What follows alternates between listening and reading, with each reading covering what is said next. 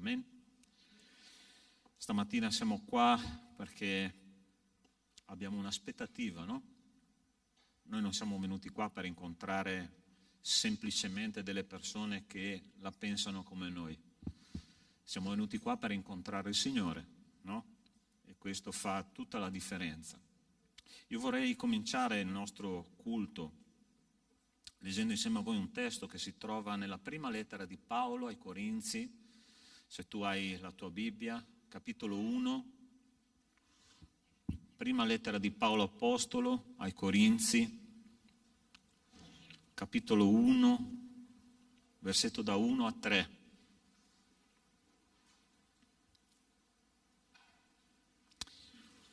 Ed è molto interessante che questa chiesa è stata una delle chiese più amate da Paolo.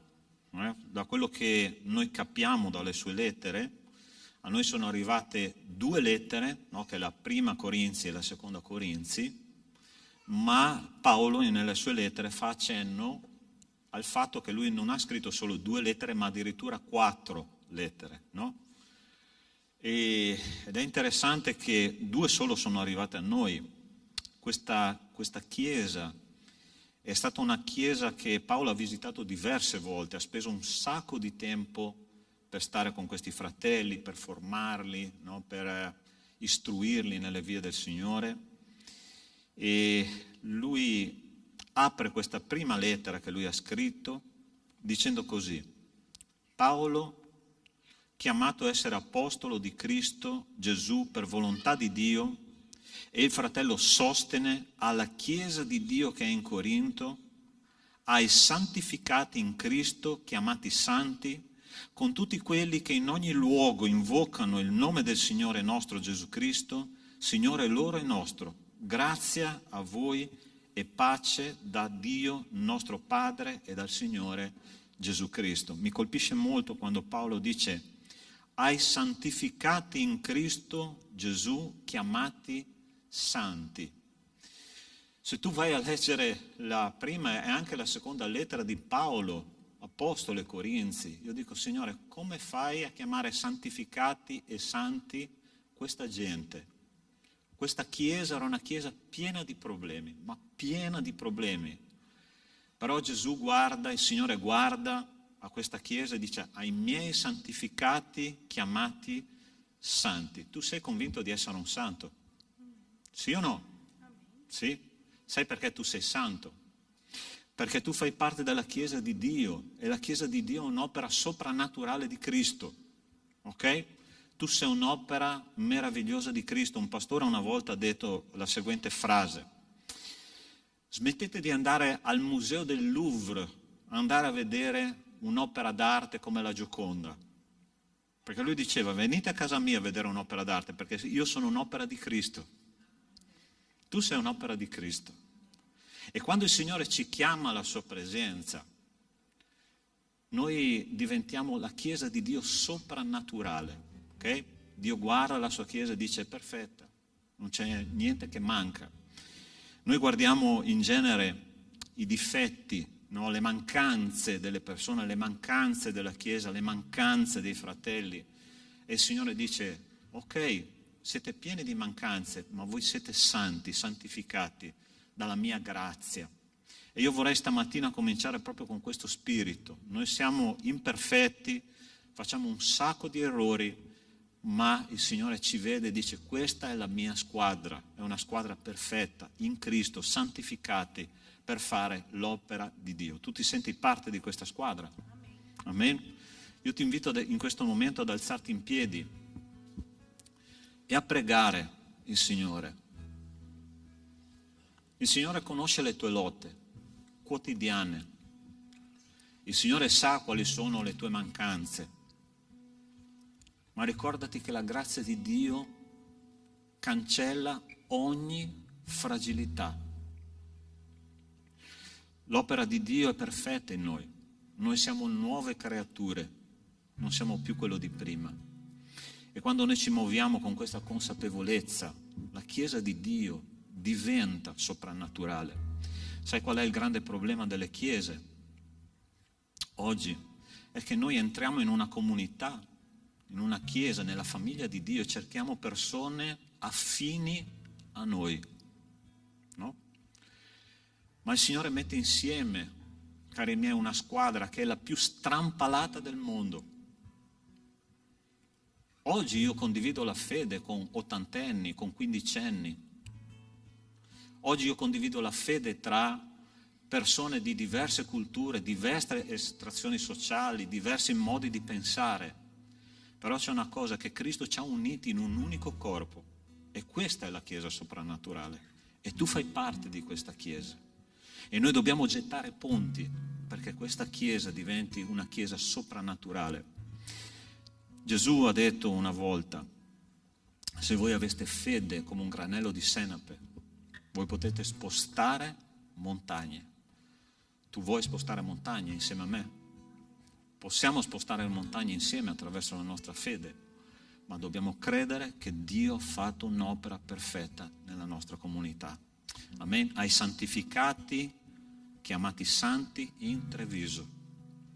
È così che il Signore vuole cominciare con noi stamattina. Amen. Tu fai parte di questa Chiesa, fai parte di questa squadra, fai parte di questa realtà che il Signore ha chiamato per testimoniare la fede. Chiudi i tuoi occhi e comincia a parlare col Signore e chiede al Signore: Signore, posso fare la differenza? Posso essere parte della tua squadra? Io voglio, Signore, ma devo fare uno sforzo. A Corinto c'erano i partiti politici. Uno diceva: io sono di Paolo, un altro di Apollo, un altro di Pietro, un altro diceva: io sono di Cristo. Ma noi siamo un unico corpo in Cristo Gesù, e questo ci mette una responsabilità enorme sulle spalle, quella di costruire e non di distruggere, quello di gettare ponti e non di erigere muri. Tu sei santo, dice il Signore. Signore, ti ringraziamo, ti benediciamo, perché nella nostra fragilità e nella nostra debolezza tu ci hai chiamati ad un sogno. Il sogno, Signore, di essere il corpo di Cristo qua sulla terra, uniti in un unico desiderio, che è quello di onorare e glorificare te. Padre, cancella i nostri misfatti, i nostri peccati, e che possiamo insieme, Signore, portare la luce là dove la luce non esiste. C'è un mondo là fuori che ha bisogno di te. Usa le nostre vite, Signore. Ma questa mattina io ti chiedo che tu possa, Signore, muoverti tra le file della nostra Chiesa e fare un'opera profonda in ciascuno di noi. Profonda, Signore. E che possiamo uscire da questa sala di culto quando avremo finito, trasformati dalla tua grazia. Te lo chiediamo nel nome di Cristo Gesù. Amen. Amen. Hai già salutato il tuo fratello che è vicino a te? Lascia il tuo posto, ma non solo quello che è vicino a te, ma lascia la tua fila. Vai a salutare una persona che non conosci, perché questa è la Chiesa, ok? È la Chiesa di Dio.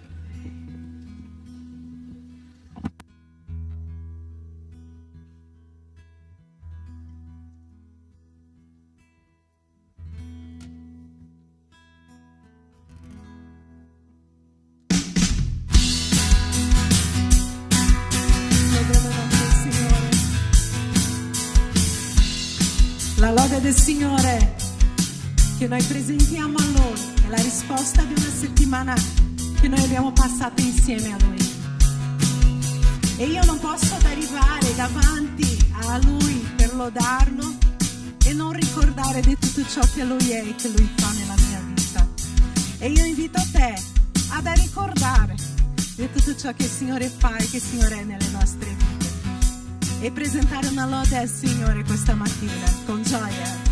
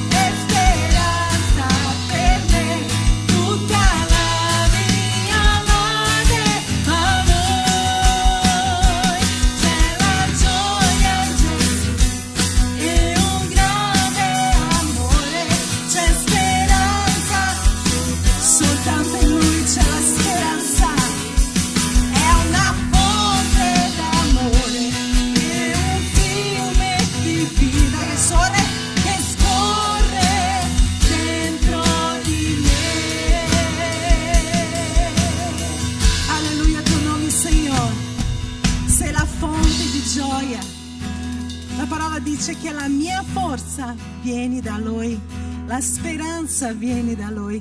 È per questo che io sono qui questa mattina, è per quello che noi siamo qui questa mattina. Tu puoi cantare, puoi lodare, puoi ricordare di quello che Lui è nella tua vita. E allora lo facciamo e lo lodiamo, questo Dio meraviglioso che ci ha fatto venire qua questa mattina a lodarlo. Amen.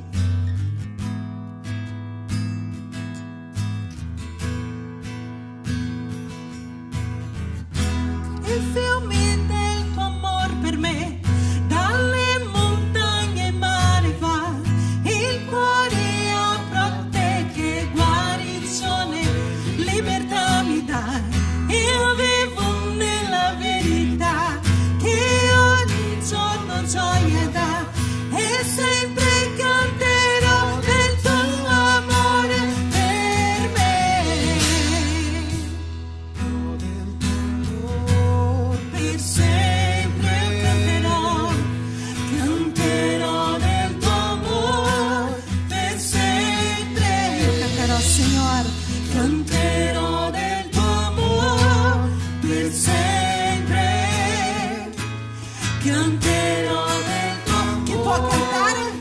Andiamo da capo, il fiume del tuo amore per me, dalle montagne e mare va. Siamo avanti. Il cuore ama te che guarigione, libertà mi dai.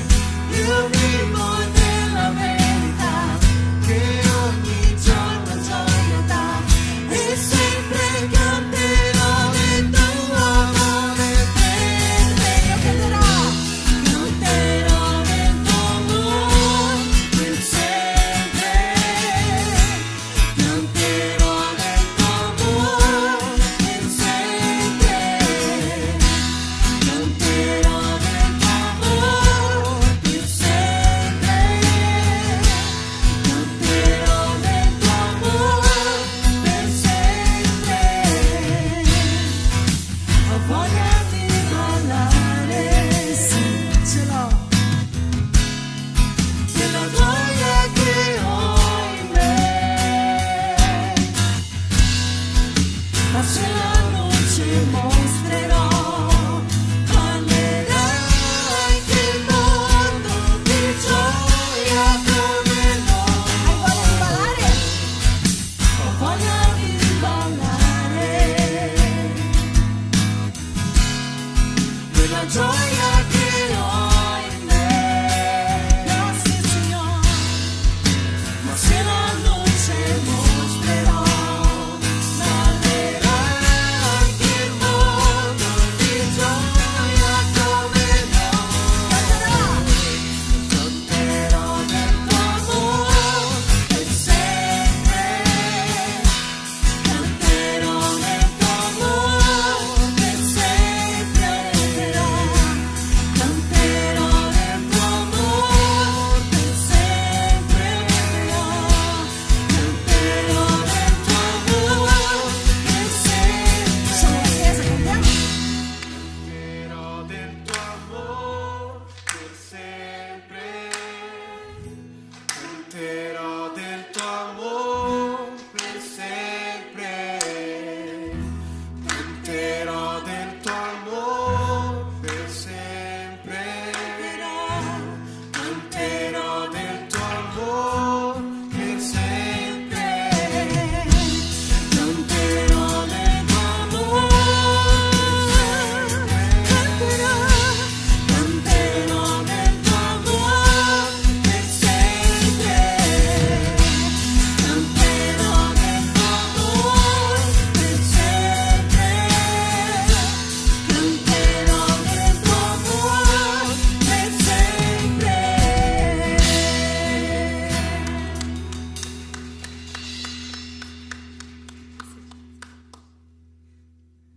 Io canterò del tuo amore per sempre, Signore, perché io non ho altro da fare.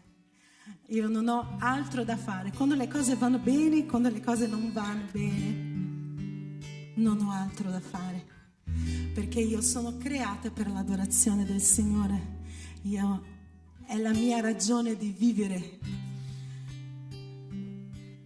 Noi dobbiamo dimenticare che noi abbiamo il controllo delle nostre vite. Noi dobbiamo credere che è a Lui che vanno tutte le cose. Tu non hai il controllo della tua vita, tu non hai il potere nelle tue mani. A colui che è degno di ogni cosa, che è degno di ogni lode, è a Lui che vanno tutte le cose. Tu puoi dire questo? Tu puoi chiudere i tuoi occhi e lodare questa mattina a colui che è degno di ogni lode e di ogni onore. Signore, e io consegno la mia vita a te. Togliti le tue preoccupazioni, perché qui è un luogo di adorazione. Qui è un luogo che tu porta l'offerta di adorazione al Signore, e nelle tue mani va la tua adorazione e la tua offerta di lode all'altare di Dio. Le altre cose sono fuori di quella porta. Tu hai la tua vita qua davanti al Signore e tu dici: Signore, io mi fido di te, tu sei nel controllo, io non ho il controllo. Fa con che lo Spirito Santo parla nella mia vita, fa la trasformazione di ogni giorno. Tramite la parola del Signore Lui ci guida, ma noi dobbiamo andare a cercare. Il Signore parla al nostro cuore.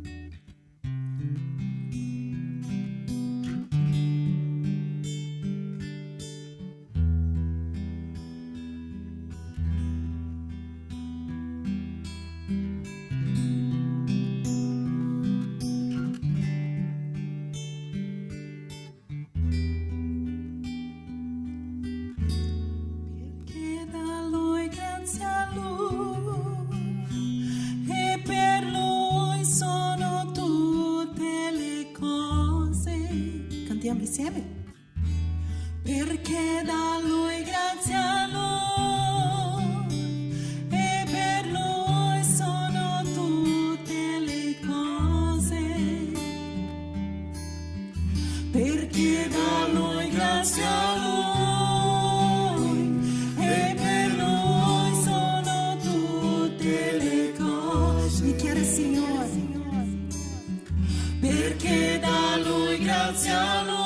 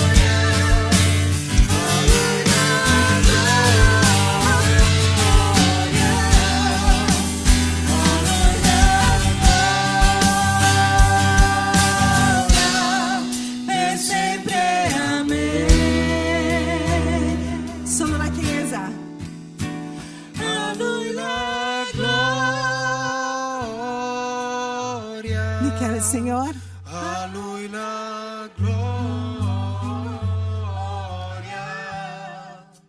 a Lui la gloria, per sempre amen. Solo a te, Signor, A Lui la gloria, a Lui la gloria, a Lui la gloria, per sempre amen.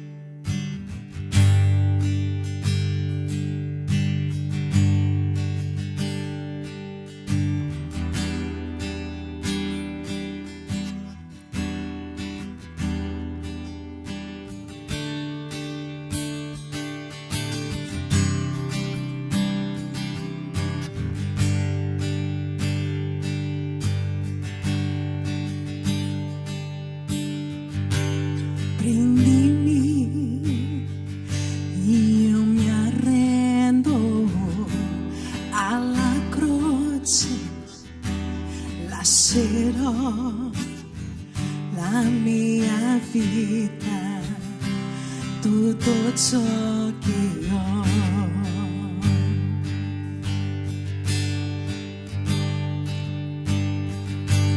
Prendi pure le mie mani e il mio cuore affinché io possa vivere tutto ciò che hai per me.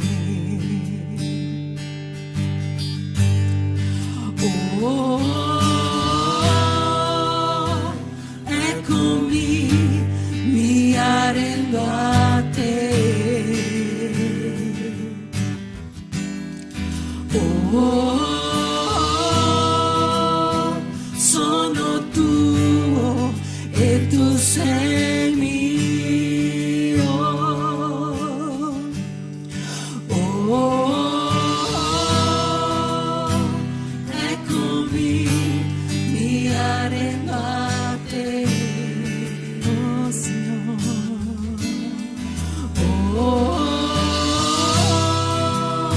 sono tuo e tu sei mio.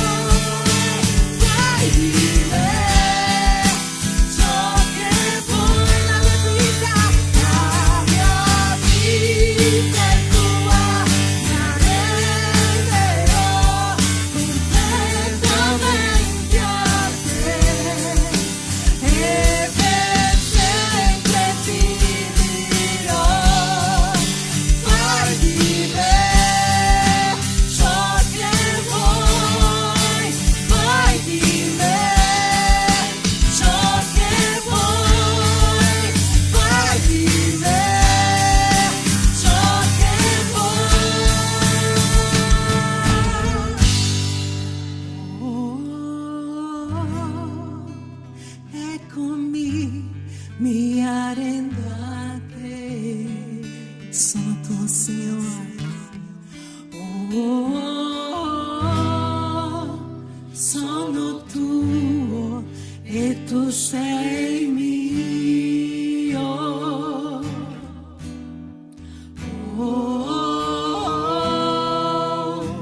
Eccomi, mi arrendo a te.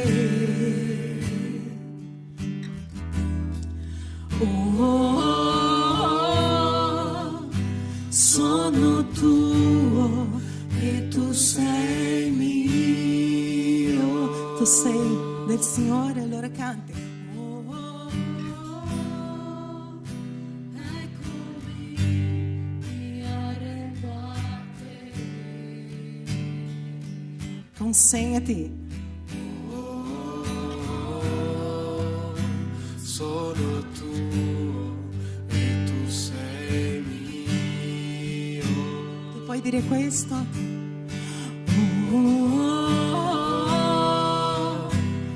Eccomi, mi arrendo a te.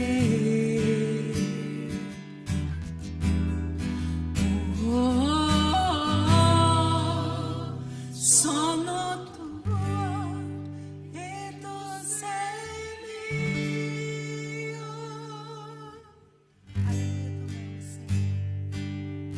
Alleluia il tuo nome, Signore. E noi consegniamo le nostre vite dal tuo altare come offerta di lode e adorazione, Padre. Possa tu guidarci, possa tuo Spirito Santo trasformarci, parlare ai nostri cuori e riempirci questa mattina. Benedici le nostre vite, Signore, tramite la tua parola. Benedici la vita del pastore Sandro.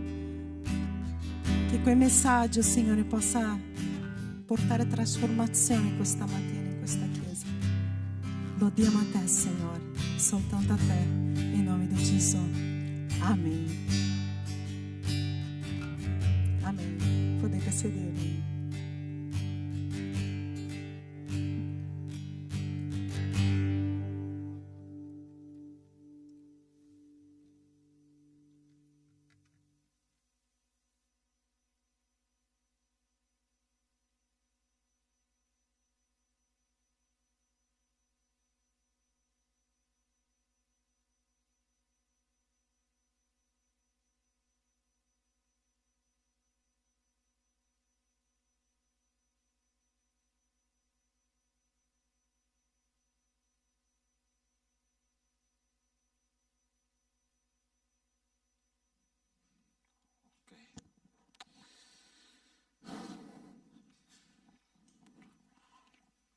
Sapete, gli americani sono bravi a fare calcoli statistici, no?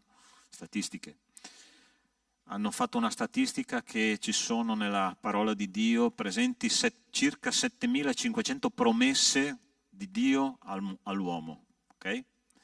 Quindi 7.500, fai un pochino il conto, almeno 2 promesse al giorno, 20 promesse al giorno ci sono per noi. E le restanti 3.500 sono quelle che fa l'uomo a Dio, no?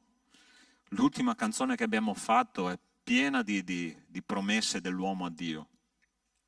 Chissà se le manteniamo tutte, perché renderci a Cristo non è una cosa semplice, no? Se qualcuno ci chiedesse di qualsiasi religione al mondo, no?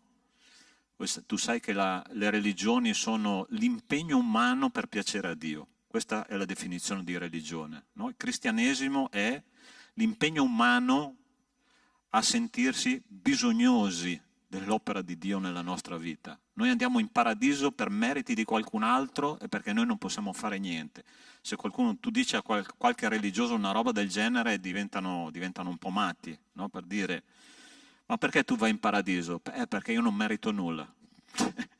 È una roba un po' strana, no? Ma cristianesimo è questo. Noi siamo cristiani perché contiamo sui meriti di Cristo. E l'unica promessa che noi possiamo fare a Dio è: Signore, mi arrendo a te, a questa verità e a questa evidenza. Amen?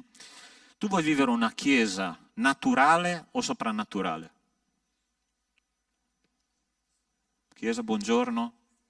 Soprannaturale, tu vuoi vedere i miracoli di Dio? Sì. Questo testo che noi leggeremo in questo momento ci dice che se noi avessimo una fede grande come un granello di senape, potremmo dire a una montagna, a un albero di gettarsi nel mare e lui lo farebbe. Ok? Questa è una delle più grandi promesse di Dio, però la condizione è avere fede. Avere fede.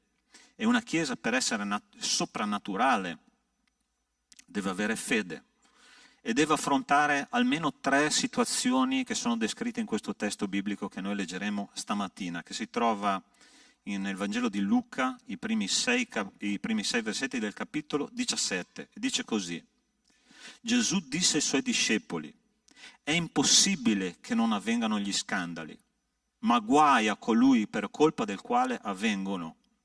Sarebbe meglio per lui che una macina da mulino gli fosse messa al collo e fosse gettato nel mare piuttosto che scandalizzare uno solo di questi piccoli.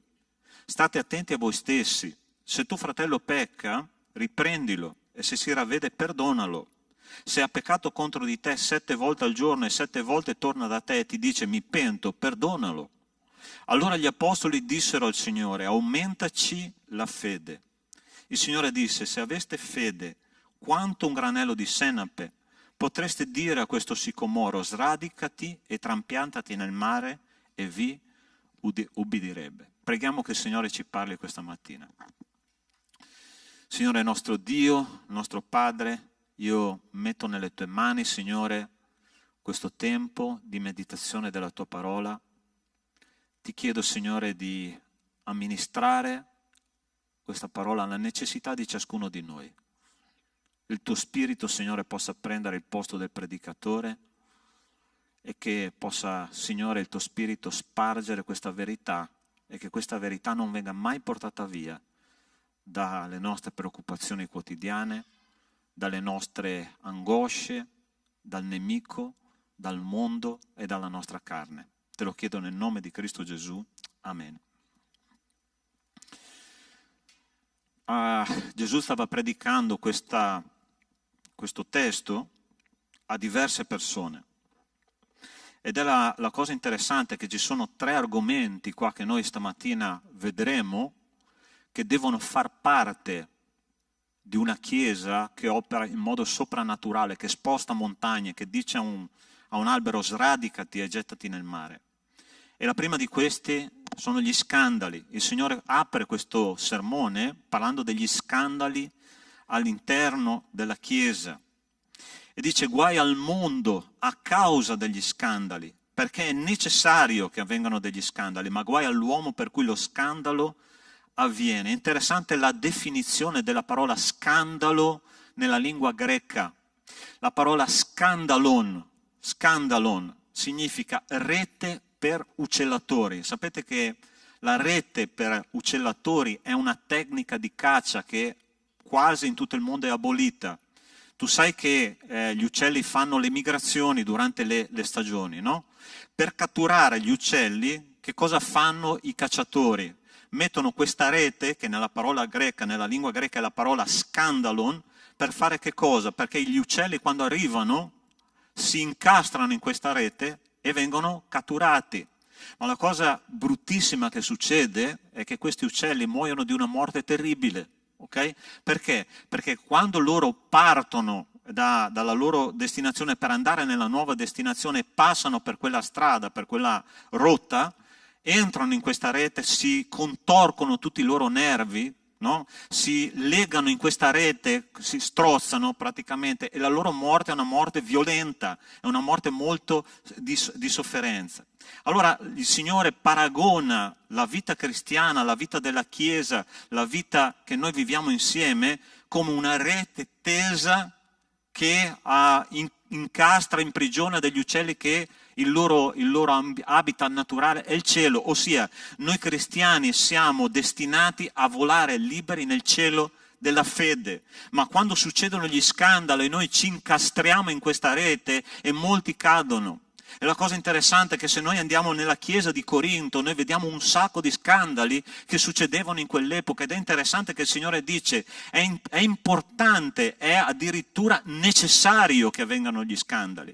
Lui dice in un altro sermone così, è necessario, perché quando arrivano gli scandali, quando arrivano i problemi, quando arrivano questi peccati che fanno male alla comunità, noi vediamo chi è chi. Ossia, vediamo chi appartiene a Cristo e chi no. Noi vediamo chi è fedele alla parola di Dio e chi no. È necessario che avvengano gli scandali, ma la cosa interessante è che Gesù punta il dito su una cosa molto profonda e dice: nessuno può scandalizzare questi piccoli. Ok? E lui usa questa parola proprio i piccoli, sai perché? Perché generalmente nelle chiese succede questo, che chi fa cadere i piccoli, ossia i neoconvertiti, gli agnellini, sono quelli che hanno una lunga esperienza con Dio, gli anziani della chiesa, quelli che hanno esperienza con la parola di Dio. Ed è interessante che i piccoli subiscono le violenze della mancanza di Dio in quelle persone che provocano lo scandalo e si allontanano dalla fede proprio per questo.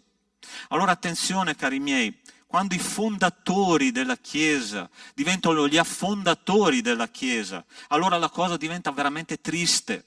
Ossia persone che sono abituate a leggere, ad ascoltare, a meditare, a studiare la parola di Dio, ma che ormai non hanno più timore della parola di Dio, allora si provocano gli scandali. Ossia noi riusciamo a far cadere o a imprigionare quei piccoli, quelli che hanno neoconvertiti, che hanno appena conosciuto il Signore in questa rete, e questi ragazzi si allontanano dalla fede a causa nostra. Allora attenzione, ci sono diversi tipi di scandali nella Chiesa. Se tu vai a leggere la lettera di Apostolo Paolo ai Prima Corinzi, quella con cui abbiamo aperto il culto, no? Ci sono scandali, per esempio c'era uno scandalo che c'erano partiti politici all'interno della comunità. Okay? Io sono di Paolo, io sono di Pietro, io sono di Apollo, io sono di Gesù, ossia nella Chiesa non si possono trovare partiti politici di appartenenza. Perché io mi identifico con quella persona e allora farò gruppo soltanto con quella persona. La Chiesa non è stata creata per questo. E Paolo si è scandalizzato quando ha saputo che nella Chiesa di Corinto, quella Chiesa che lui amava, c'erano gruppi di appartenenza. Io sono fratello di quindicenni, sono fratello di ottantenni, sono fratello di cinquantenni, sono fratello di tutte le persone che il Signore mi ha messo a fianco, e il mio compito è quello di andare verso gli altri per non creare partiti politici all'interno della comunità, perché questo è uno scandalo. Ma poi Paolo va avanti nel capitolo 5, parla degli scandali sessuali. C'era un ragazzo giovane che aveva rapporti sessuali con la sua matrigna. Capitolo 5 di Prima Corinzi, se tu conosci un po' la parola di Dio sai di cosa sto parlando. Ma la cosa interessante è che gli scandali sessuali sono quelli più gettonati di tutti, sono quelli più che vanno sul giornale, sul Cicero della Chiesa Evangelica Battista. Perché? Perché ha a che fare con la sfera intima, no? E a noi ci interessa, il Grande Fratello non è nato sulla televisione, è nato più di 6.000 anni fa, quando l'uomo è stato creato. Noi vogliamo sapere cosa c'è nella vita privata degli altri, vero o no? Perché quello fa gossip. E quando c'è uno scandalo sessuale, gente, oddio, il figlio del tal dei tali di Pinco Pallino è andato a letto con la figlia del... chissà i genitori che cosa hanno insegnato nella famiglia, vero o no? O ti posso fare una parentesi qua. Scandali sessuali sono uno dei tanti. E ti dico una cosa, ti faccio una domanda, okay? Che ogni tanto faccio questo ragionamento con genitori che si sentono in colpa perché i propri figli non seguono le orme del Signore. Okay? Stai attento a quello che ti dico adesso.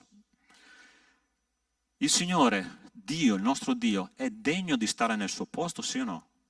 Sì o no? Sì. Tu sai che Dio, il Padre perfetto, in un ambiente perfetto, in un mondo perfetto come Lui aveva creato, Lui ne ha persi 2 in una volta. Lui ha perso Adamo e Lui ha perso Eva. E Lui aveva fatto tutto il possibile come Padre perfetto per essere il miglior padre che l'universo avesse mai conosciuto, come Lui è, ma ne ha persi 2 in una volta. E sai perché?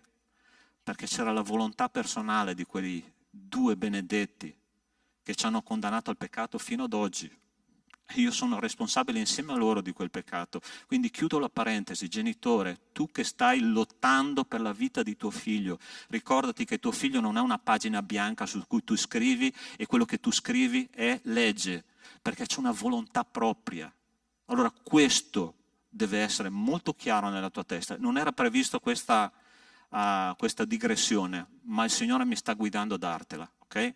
Perché tu possa sentirti sollevato o sollevata da quello che il Signore farà nella vita dei tuoi figli, o del tuo coniuge, o dei tuoi coniugi, o dei tuoi parenti, o dei tuoi amici. Non dipende da te, non portare il peso di un'anima da salvare, perché non è un peso tuo, il tuo peso è portare testimonianza, ma non salvare le persone, ok? Chiudo la parentesi e che Dio ti benedica attraverso questa verità che ti sto dicendo. Ma attenzione, sono gli anziani che in genere fanno scandali e che fanno cadere i piccoli. E sai qual è il grande problema qua? Il grande problema è che quando noi creiamo scandali è perché c'è assenza di Dio e della sua parola proprio in quell'area di quella vita. Lo scandalo più grande che noi troviamo nella parola di Dio si trova in Romani, capitolo 16, versetto 17, che dice così: ora vi esorto, fratelli, a tenere d'occhio quelli che provocano le divisioni e gli scandali in contrasto con l'insegnamento che avete ricevuto. Qual è lo scandalo più grande che una chiesa può vivere? È lo scandalo di mettere in difficoltà e di mettere in dubbio la sana dottrina che il Signore ci ha insegnato contro l'insegnamento che avete ricevuto. Allora, dove c'è mancanza della parola di Dio, ci si inventa dottrine secondo il prurito del proprio spirito. Oggi noi dobbiamo stare attenti perché c'è uno spirito di pluralismo mostruoso nelle chiese. C'è uno spirito di criticismo mostruoso nelle chiese. Oggi non si accettano più gli assoluti. Oggi non si accetta più che la parola di Dio è quello che è, ossia autorità assoluta nella vita di una comunità, nella vita di una persona e nella vita di una famiglia. Oggi tutto è relativo. E quando tu cominci a relativizzare la parola di Dio, allora lì succede lo scandalo, allora lì ti inventi una dottrina, allora lì ti inventi un comportamento che diventa scandalo per gli altri. Ma quando noi abbiamo un obiettivo unico che è glorificare il nostro Signore e andare verso l'obbedienza alla parola di Dio assoluta, allora lì una comunità non vive scandali, ma vive veramente la parola di Dio. Posso darti un consiglio spassionato? Ascolta, ama la parola di Dio, vivi la parola di Dio, condividi la parola di Dio. Medita la parola di Dio, studia la parola di Dio, ascolta la parola di Dio, perché quando noi amiamo così tanto la parola di Dio non avvengono gli scandali nella comunità. Ognuno non va per i fatti suoi, non si creano gruppi di appartenenza. È quella la strada che noi dobbiamo utilizzare, dove c'è presenza della parola di Dio e della sua autorità, il mondo cambia. La Chiesa cambia.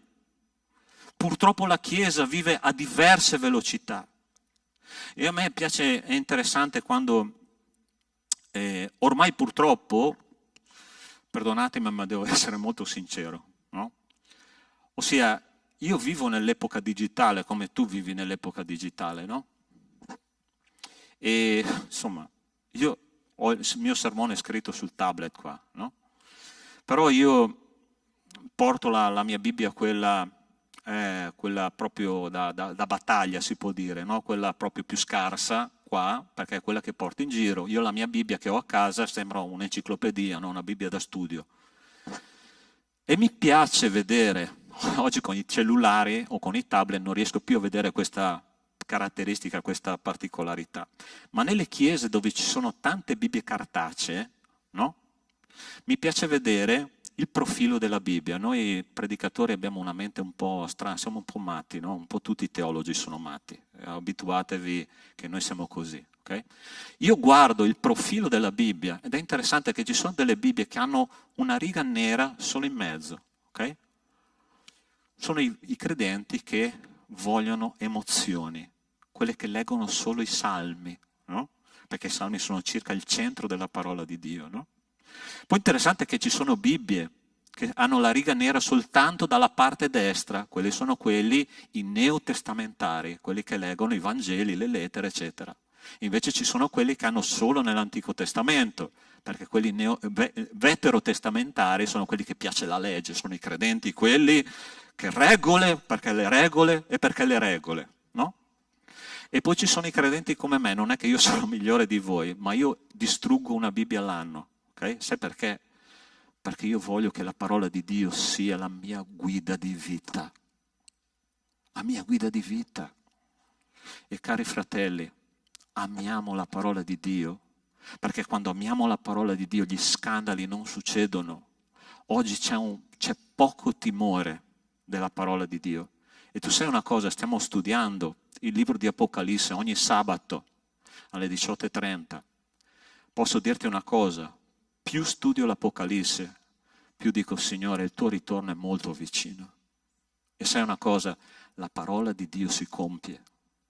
Ascolta quello che ti sto dicendo.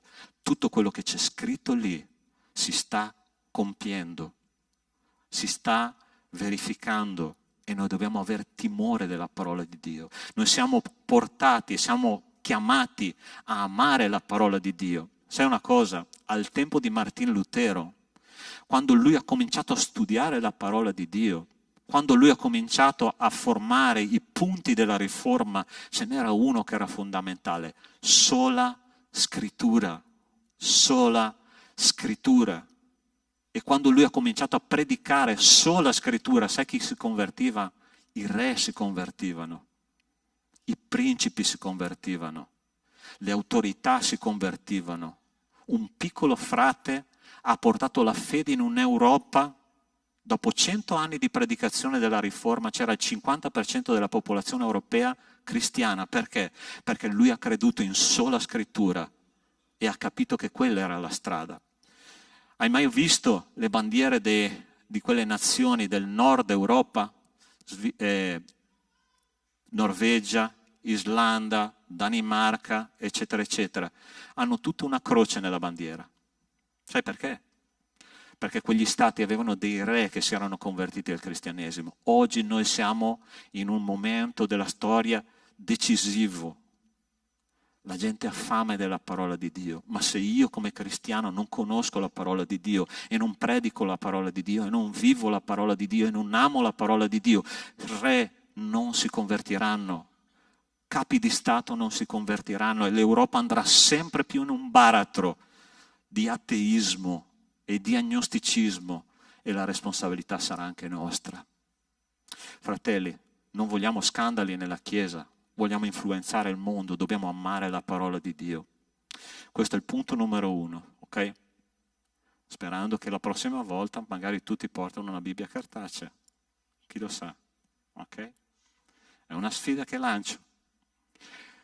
I ragazzi che vengono al nostro campeggio vengono solo con Bibbia cartacea, senza telefono. E fratelli, quanti miracoli abbiamo visto?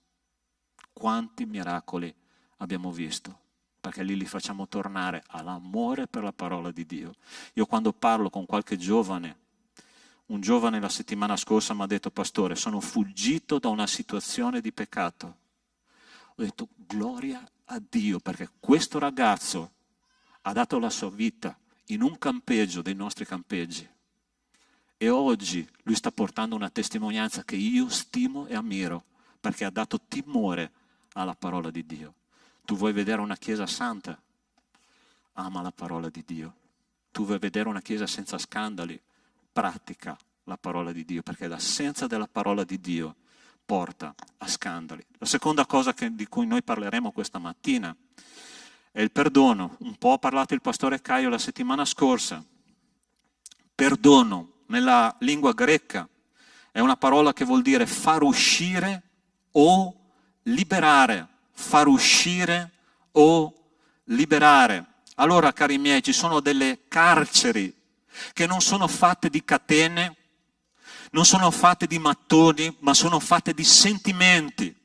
Questi sentimenti portano a delle carceri molto più dure e molto più forti e molto più oppressive che non carceri di catene e di muri, perché ci sono state persone in carcere per le loro idee che si sentivano molto più libere di cristiani che non riescono a perdonare chi l'ha ferito.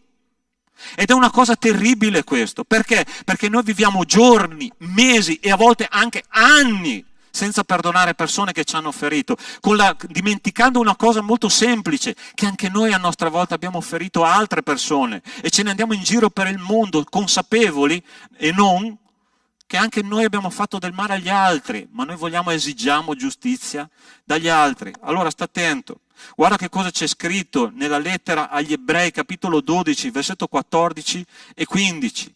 Impegnatevi a cercare la pace con tutti e la santificazione senza la quale nessuno vedrà il Signore, vigilando bene che nessuno resti privo della grazia di Dio, che nessuna radice velenosa, alcune versioni dicono amarezza, venga fuori a darvi molestia e molti di voi rimangano contagiati. Allora sta attento, quando non c'è perdono c'è amarezza. Quando non c'è perdono c'è amarezza. E l'amarezza provoca una radice dentro nell'animo umano che contamina tante persone, quello che dice la parola di Dio. Ok? E questo tu lo trovi nella lettera agli Ebrei. Allora la prima regola di una persona che ha amarezza nel cuore è semplicissimo riconoscerla. Lui ha bisogno o lei ha bisogno di condividere la sua amarezza con qualcuno. Perché l'amarezza, la nostra anima non riesce a sopportare questo peccato e il malessere è talmente forte che noi dobbiamo condividere la nostra amarezza con qualcuno e contaminare quel qualcuno. Sai perché i gruppi di appartenenza si formano? Per un semplice motivo: c'è un problema non risolto col perdono. E purtroppo tante persone rimangono infette perché non riusciamo a perdonare. Allora sta attento. Come posso perdonare? Perdonare non è dimenticare, ma è ricordare.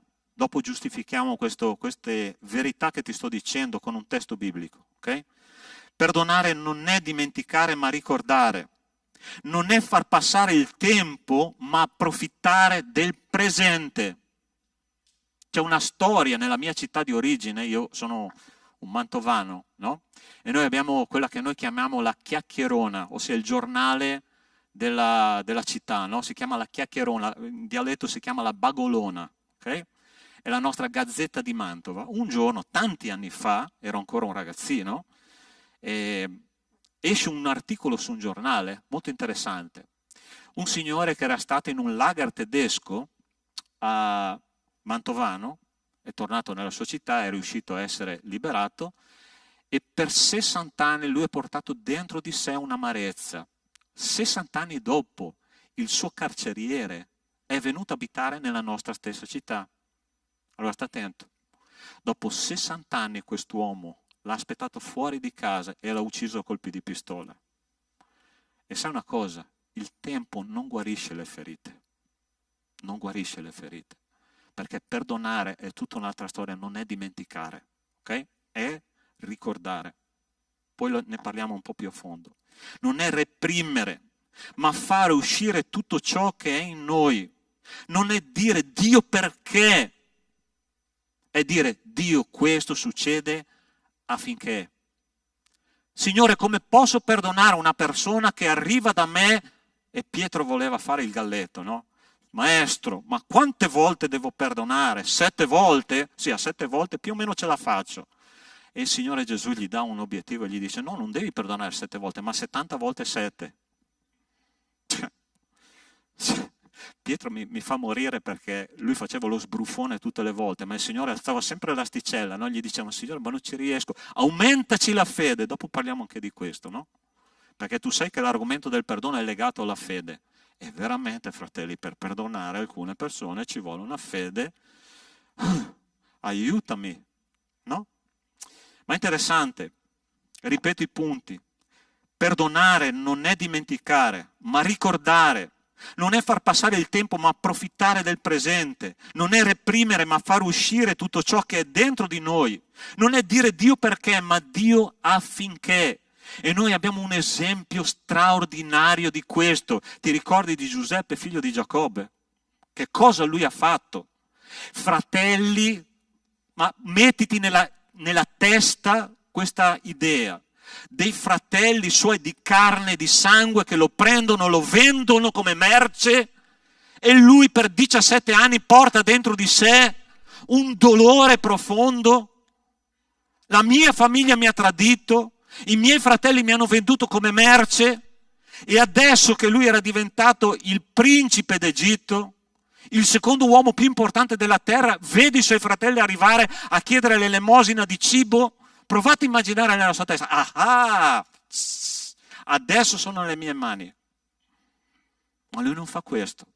La sua amarezza non gli dà spazio.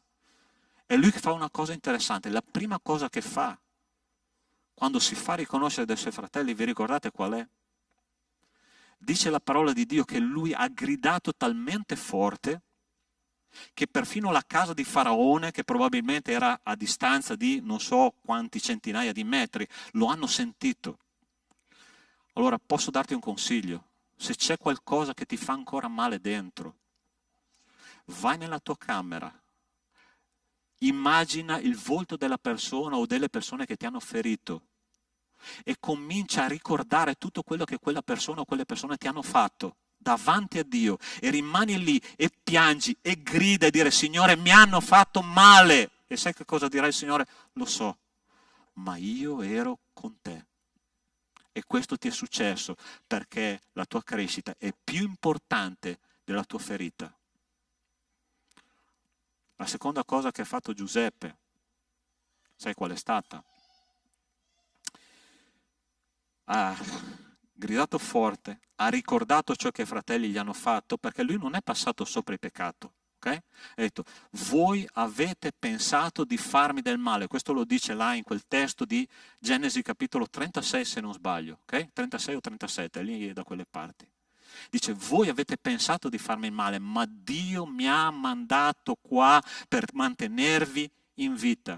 Allora ti dico un altro segreto che non devi pagare per questo, ok? Per perdonare. Dio ha un proposito nelle ferite. Dio ha un proposito nelle tue offese. Dio ha un proposito quando tu provi dolore, quando gli altri ti fanno del male. Dio ha un proposito. E sai perché? Perché tu potrai capire persone che hanno sofferto come te e tu potrai testimoniare che Dio era nel controllo di tutto quando tu stavi soffrendo. Dio prende le persone più ferite del mondo, Dio prende le persone più doloranti del mondo, Dio prende le persone più schiacciate per terra del mondo e per la sua grazia le rialza, le rimette in piedi, le restaura e poi dice tu sei il mio testimone, io voglio usarti per la mia gloria perché tu capirai le persone che hanno passato per la tua stessa strada. Tu vuoi essere usato per questo? Amen? Guarda le tue sofferenze in questo modo e perdona le persone che ti hanno ferito. Ed è interessante che Giuseppe è stato la persona che ha salvato il suo popolo attraverso tutto il progetto che il Signore aveva per la sua vita. Ha salvato il suo popolo. Dio mi ha mandato qua per mantenervi in vita. Dio ti ha permesso che succedesse tutto quello nella tua vita e ti ha permesso che tu soffrissi perché tu potessi capire altre persone e salvare altre persone per la sua gloria. Questo è per la grazia di Dio che noi siamo in piedi, cari miei. È per la grazia di Dio che noi abbiamo sofferto e che adesso possiamo dire Signore io perdono quelle persone e adesso posso capire tanti altri che passano per la mia stessa strada. Io voglio questo, cari miei. E quante persone sono passate per la mia vita e mi hanno ferito. Ma io dico adesso io sto predicando la parola di Dio e posso dirti che il Signore mi ha guarito. Oggi stasera io andrò all'inaugurazione di una chiesa nella mia vecchia città, ok?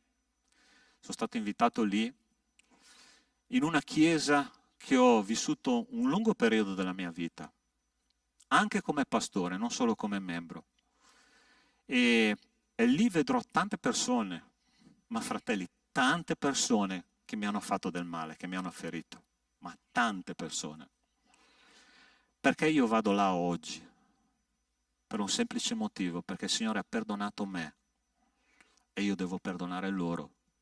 E io farò questo passo di fede per dichiarare al mio Dio: Signore, ho sofferto, ma in quanto tu hai tolto il mio debito, io tolgo il loro debito che loro hanno con me. È questo che noi dobbiamo fare, cari miei. Perdonare. Se tu vuoi una chiesa soprannaturale, guarda il tuo passato, perdona le persone, ricorda quello che loro ti hanno fatto, metti tutto davanti a Dio, grida al Signore e di: Signore, tu avevi un progetto in tutto questo. Amen. Allora sta attento, voglio darti un'ultima parola per quanto riguarda i nostri peccati personali, ok? Ci sono peccati, fratelli, che noi non riusciamo a perdonare noi stessi. Solo io? Solo io? A me mi piace la sincerità, ok? Tu guardi indietro, tu hai confessato, ti è mai capitato di confessare 4 volte lo stesso peccato? Signore, come ho potuto? Ma per carità, ma perché ho fatto? No? Tu ti guardi indietro e dici: ma perché? E sai perché? Perché noi non riusciamo a perdonare noi stessi. Dio ci dice: figlio, ma io te l'ho già perdonato, basta, per me non... Siamo noi che rivanghiamo, no? Allora sta attento. Voglio leggerti un testo che si trova in 1 Giovanni 3,20, dice così: poiché se il nostro cuore ci condanna, 1 Giovanni 3,20, Dio è più grande del nostro cuore e conosce ogni cosa. Non c'è peccato troppo grande per essere perdonato da Dio. Sei una creatura santa perché la grazia di Dio ti ha salvato e sei una nuova creatura in Cristo Gesù. I tuoi peccati sono stati tutti perdonati dal primo all'ultimo, quindi anche tu devi perdonare te stesso. Amen? Tu ti senti libero di stare alla presenza di Dio? Ti senti libero di stare alla presenza di Dio? Pastore, non mi sento libero perché porti il peso dei peccati. Ricordati, se il tuo cuore ti condanna, Dio è più grande del tuo cuore e conosce tutto di te. Ed è per quello che Lui ti ha chiamato alla sua presenza.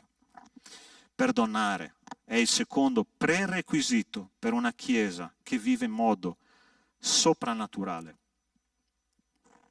Terzo punto di stamattina, lo troviamo in fondo. Se qualcuno potesse dire con una fede grande come un granello di senabe a quell'albero, a quel sicomoro, trapiantati nel mare, lo farebbe.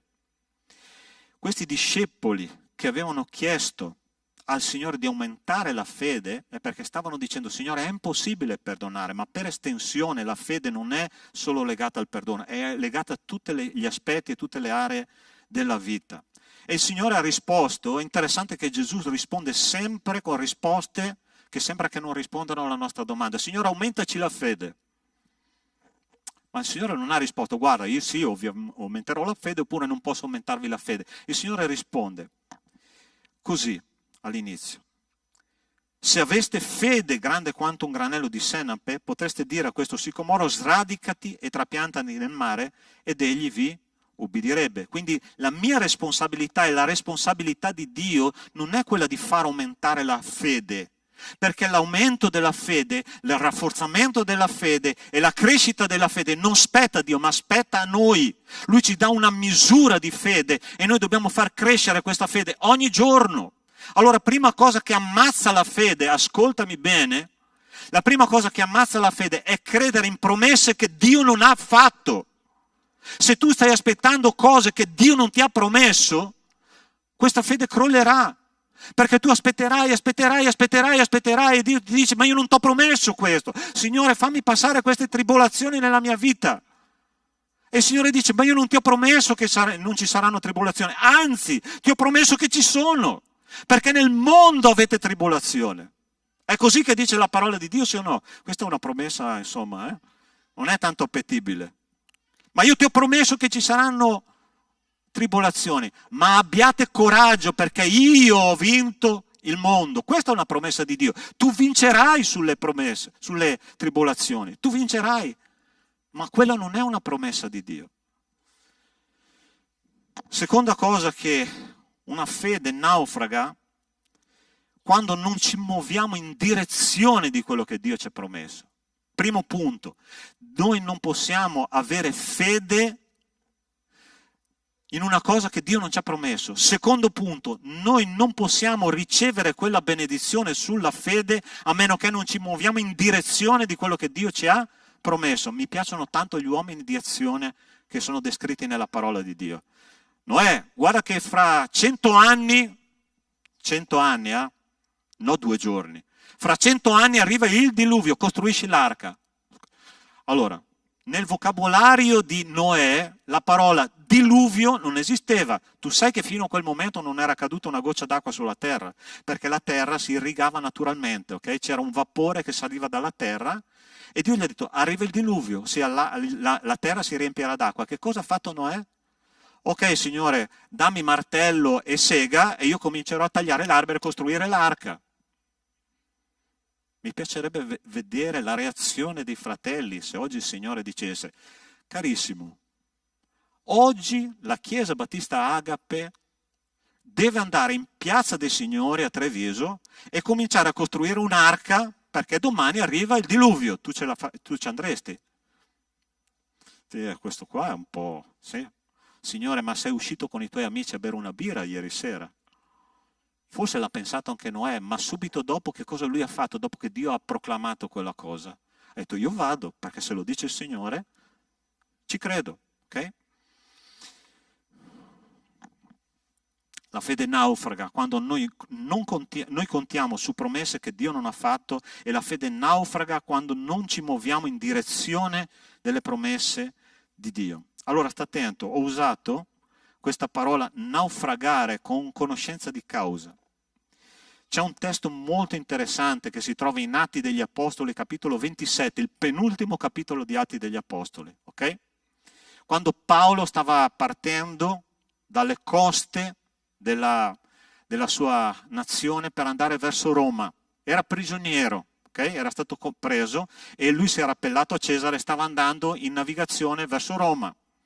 Ed è interessante che a un certo punto della navigazione succede un naufragio terrificante, una tempesta che, dice la parola di Dio, è durata 14 giorni, dove non c'era né sole né stelle, sembrava che fosse una notte continua. E potete immaginare, no? La barca che va su e giù nelle onde, nessuno mangiava in quella barca, ma è interessante vedere in questo capitolo 27 la reazione delle persone che erano su quella barca, okay? Durante la tempesta. Allora, vuoi sapere una cosa? La fede di una persona, ascoltami bene, terzo segreto, non è di Fatima questo, terzo segreto che ti dirò stamattina, la fede di una persona si misura nelle tempeste della vita, ok? Non quando c'è tutto che fila liscio, nelle tempeste della vita. E in quella tempesta l'Apostolo Paolo aveva ricevuto una visione da parte del Signore. Un angelo di Dio, mentre lui pregava, gli ha detto: Paolo, non preoccuparti perché tutti sarete salvi, la nave sarà persa, ma tutti sarete salvi, quindi mangiate. E l'Apostolo Paolo parla con l'equipaggio, no? E gli dice: guardate, ci sarà questo, quindi vi esorto a mangiare, perché fra poco noi saremo sulla terraferma, la nave sarà perduta, ma noi saremo tutti salvi, perché il Signore me lo ha detto. Provate a immaginare la responsabilità che lui si prendeva davanti a 300 persone di dire una cosa così, no? Perché lui era un uomo di fede, credeva in quello che Dio gli aveva detto. Ed è interessante la reazione dell'equipaggio. La prima cosa che fanno, cercano di mettere delle fasce sotto la nave per tenere insieme la nave, no? Questa è la prima cosa che noi facciamo quando arrivano le tempeste della vita. Oddio, non voglio perdere i miei soldi, non voglio perdere la mia famiglia, non voglio perdere i miei figli, non voglio perdere questo. Tu cerchi di mettere delle fasce sotto la tua nave che va su e giù e dici non voglio perdere niente di tutto questo, lascia perdere quella nave, perché io voglio la tua anima. Salva prima di ogni altra cosa. Poi sai cosa hanno cominciato a fare? Hanno cominciato a buttare a mare il carico, no? Fia, hai mai visto un trasloco tu?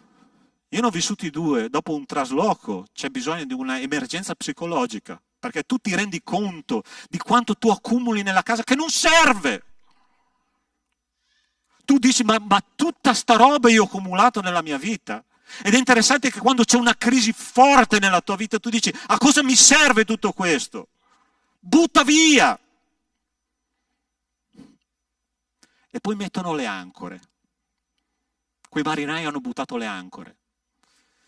Signore, io ho delle sicurezze, la mia salute, il mio conto in banca, la mia bella famiglia, la mia macchina, il mio lavoro, e tu ti ancori a quelle cose. E il Signore gli piace scuotere quella barchetta. E dice, tu ti fidi di tutto questo? Allora io scuoto esattamente dove tu ti fidi. Sai che c'è stato un uomo che si fidava di queste due cosce qua, si chiamava Giacobbe, è scappato per 20 anni. E quando lui è tornato indietro, sai che cosa il Signore ha fatto? Ha toccato una di queste gambe e lui ha cominciato a appoggiarsi al bastone e dire adesso non posso più scappare da Dio perché ho visto Dio faccia a faccia, sono sopravvissuto, adesso mi appoggio al suo bastone che è la sua autorità. Avere fede è non contare su tutto quello che tu porti nella tua barca, ma contare su Dio che è sulla tua barca con te. Amen, Chiesa? È così che tu passi dall'altra parte, è così che tu salverai la tua anima, è così che tu arriverai alla sponda e dirai, Signore, grazie perché tu hai fatto una promessa e questa promessa è stata mantenuta. Chi è che ha promesse da parte di Dio qua? Alzi la mano. Che ancora non si sono compiute. Anche io. Sai una cosa? Non c'è bisogno di salvare tutto quello che tu hai. Salva questa promessa nella tua mente e nel tuo cuore e portala avanti, perché il Signore mantiene quello che Lui promette. Questa è una Chiesa che ha fede e che vive in modo soprannaturale. Quando noi crediamo alle promesse di Dio, bisogna avere fede. Allora, cari miei, riassumendo, primo punto, una Chiesa che vive in modo soprannaturale è una Chiesa che affronta gli scandali e soprattutto non vive gli scandali quando ama la parola di Dio. Una Chiesa che vive in modo soprannaturale, una Chiesa che sa perdonare persone che hanno ferito la nostra anima. E terzo punto, una Chiesa che vive in modo soprannaturale, una Chiesa che cammina per fede in direzione delle promesse di Dio, agendo perché quelle promesse diventino una realtà. Quando Dio promette, Dio mantiene, non è come noi esseri umani. Tu vuoi vivere una fede soprannaturale qua? Vuoi vedere Dio agire in modo potente qua? È questo che noi dobbiamo fare. E questa è la parola che io avevo da consegnarti questa mattina. Amen? Possiamo pregare insieme?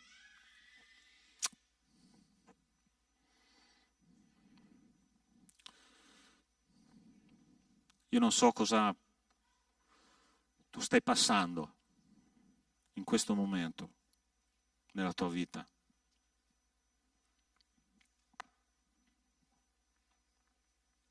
Se tu hai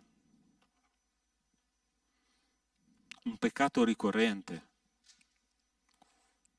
che non riesci di cui non riesci a liberarti, il Signore è qua per dirti: io ti amo, caro figlio, e voglio che tu cammini con me in santità. Lascia che la parola di Dio cambi la tua vita, non trascurare la parola di Dio. Secondo punto, lo voglio ripetere ancora, perdona come Dio ci ha perdonati in Cristo, lo dobbiamo perdonare gli altri. E ultima cosa, cammina in direzione delle promesse di Dio. Gesù ha detto una volta così: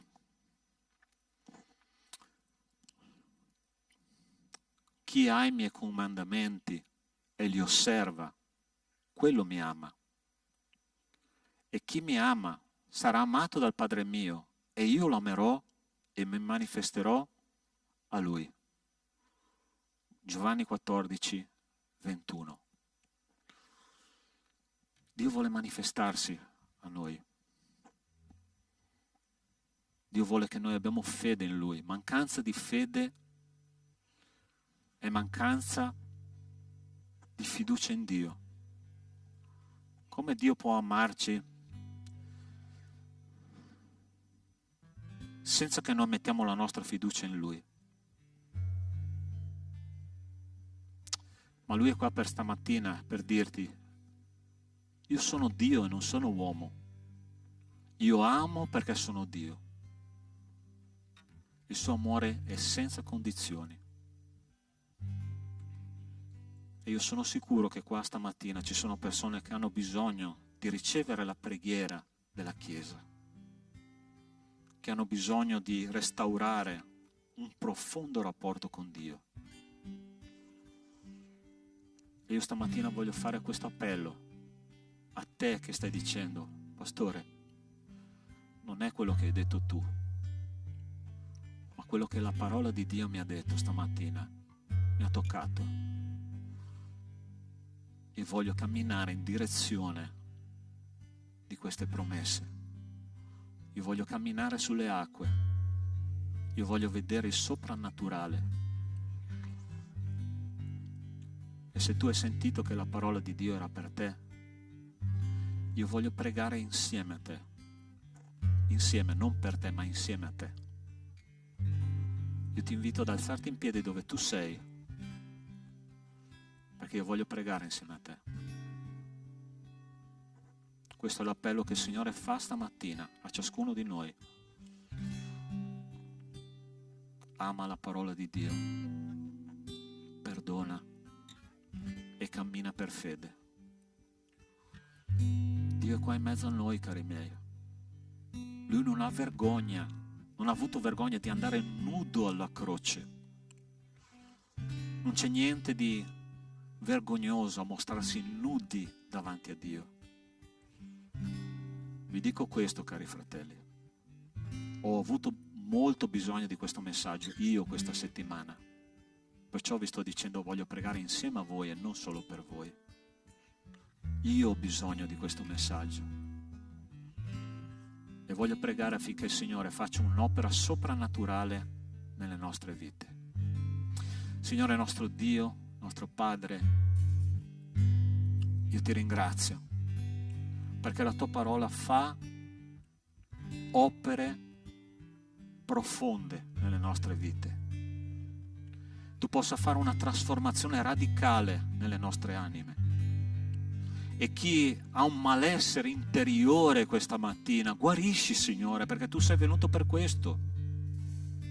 Cura, perché tu lo stesso Dio che noi credavamo nell'Antico Testamento, nel Nuovo Testamento e oggi è lo stesso. Signore, guarisci e porta la tua Chiesa più vicino a te. Padre, grazie per quello che tu sei per noi.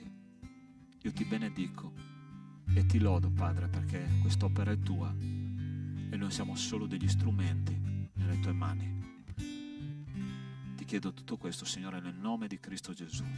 Amen. Amen. Puoi dare un abbraccio alla persona che si è alzata in piedi vicino a te e digli: Dio ti benedica nel nome di Gesù. Amen.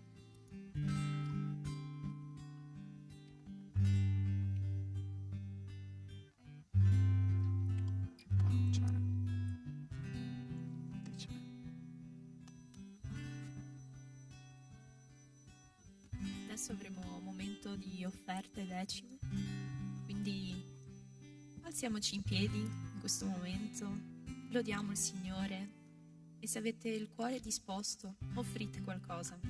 Grazie.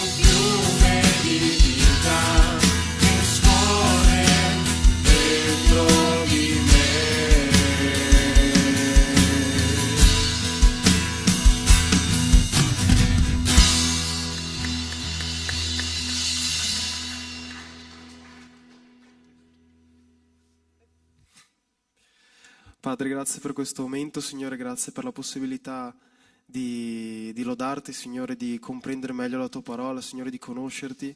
Ti sono grato per questa Chiesa, Signore, ti sono grato per tutte le benedizioni che ci hai dato, Signore, ad ognuno di noi, nelle nostre famiglie, soprattutto in questa grande famiglia che è la nostra Chiesa, Padre. Ti ringrazio per essere sempre accanto a noi, Signore, e ti chiedo nel nome di Gesù che tu possa essere sempre al nostro fianco affinché tu possa guidare i nostri passi da qui in avanti, come hai fatto fino ad oggi. In nome di Gesù, amen. Potete sedervi.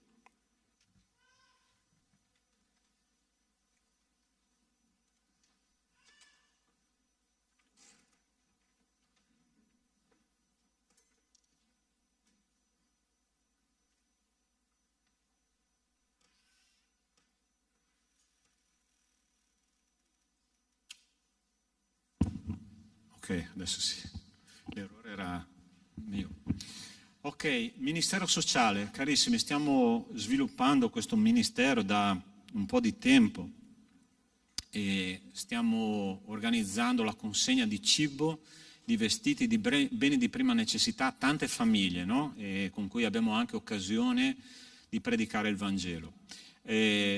Anch'io voglio ringraziare la Chiesa per la settimana scorsa e anche questa settimana perché abbiamo mandato un messaggino nei gruppi per portare cibo e la Chiesa ha risposto in modo veramente straordinario. Grazie a tutti perché questo è costruire ponti per predicare la parola di Dio a tante famiglie che non conoscono la parola di Dio. Con questo metodo semplice, no? Entriamo nelle case, predichiamo, preghiamo insieme a loro e loro vedono la nostra fede. Noi vogliamo che veramente il Signore ci usi perché tante anime arrivino a Cristo attraverso questo metodo, questo canale di comunicazione. Quindi se tu vuoi portare per il momento non vestiti perché ne abbiamo in straabbondanza, ma se tu vuoi contribuire con una spesa, con beni di prima necessità, saranno benvenuti veramente per la gloria di Dio. Ok? Ok, rallegrati Youth. Marcello, per favore, sei tu, il metro, vieni qua. Allora, noi abbiamo il privilegio di ospitare questo evento che all'inizio è stato pensato a Pordenone, ma non è stato possibile a motivo della location e sarà questo sabato, sì, 29.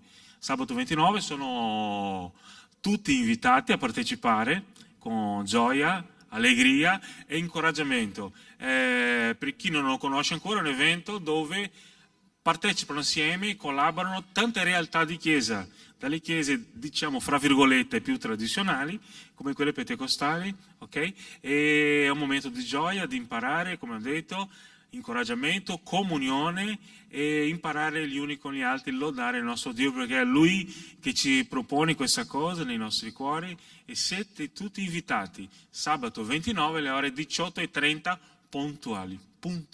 Grazie. Qua nel salone, ecco. E arrivate presto perché saranno tante persone. Fate conto che alle 2:30 saranno già 60 persone qua per fare le prove, cioè i familiari dei gruppi che dovranno partecipare all'incontro, devono suonare, ok? Puntuali, grazie.